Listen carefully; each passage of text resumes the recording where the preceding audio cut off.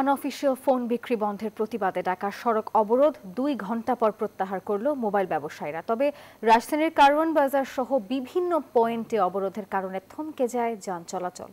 ব্যবসায়ীরা জানান, দ্রুত যৌক্তিক দাবি মানা না হলে আরও বড় আন্দোলনে যাবেন তারা।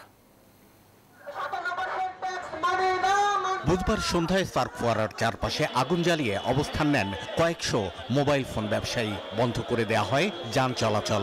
স্থবির হয়ে পড়ে কাজী নজরুল ইসলাম এভিনিউ, পান্থপথ এবং এর আশেপাশের এলাকা।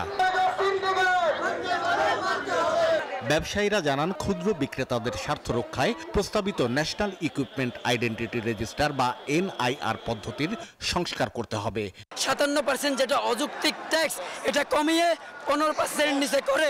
মোনালিসা হেভি ফ্লো 15 পিস প্যাকেটের সাথে 8 পিসের একটি প্যাকেট একদম ফ্রি। এটা ব্যবসায়ীদেরকে সুযোগ করে দিতে হবে। 58% ট্যাক্স এটা সাধারণ জনগণের পকেট থেকে যাবে। যে জায়গায় আগে বা সেল হইতো 2000 প্রোডাক্ট ধরেন, আবার ওই যে 500 প্রোডাক্ট আমরা সেল করতে পারবো না। সরকার বলছে আমদানি করা আনঅফিসিয়াল হ্যান্ডসেট বিক্রি করা যাবে 16 মার্চ পর্যন্ত।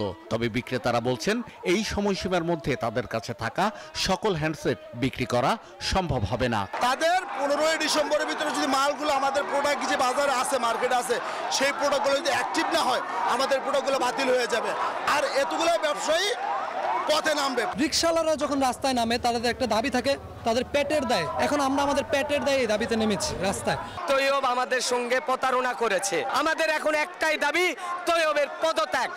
একই দাবিতে রাজধানীর কুড়িল এলাকাতেও বিক্ষোভ করে মুঠোফোন ব্যবসায়ীরা। 3 মাস আমরা ব্যবসা করতে পারবো, 3 মাসের পরে তারা এই NIR সিস্টেমটা করবে। আমাদের কথা হচ্ছে, এই সিস্টেম আপনি উন্নত বিশ্বের দিকে তাকালে দেখবেন যে কোনো দেশে এরকম সিস্টেম নাই। এটা একটা হচ্ছে ফাঁদ। আপনি একটা ধরেন যে একটা ইয়ার ভিতরে থাকবেন, খাঁচার ভিতরে থাকবেন, খাঁচার দরজাটা খোলা, কিন্তু আপনি খাঁচা থেকে বের হতে পারবেন না। NIRটা যদি এটা হয়ে যায় তাহলে তো আপনার পার্সোনাল ডাটা এটা সরকারের কাছে থাকবে। এক কথায় এই দেশটাকে উত্তর কোরিয়াতে রূপান্তরিত করার একটা চেষ্টা যদি NIR বাস্তবায়ন হয়ে যায়। টেলিযোগাযোগ খাতে নিরাপত্তা নিশ্চিত করা এবং দেশের অবৈধ মোবাইল হ্যান্ডসেট ব্যবহার রোধে national equipment identity register system চালুর উদ্যোগ নেয় সরকার। শাহ আলী জয়, নিউজ 24, ঢাকা।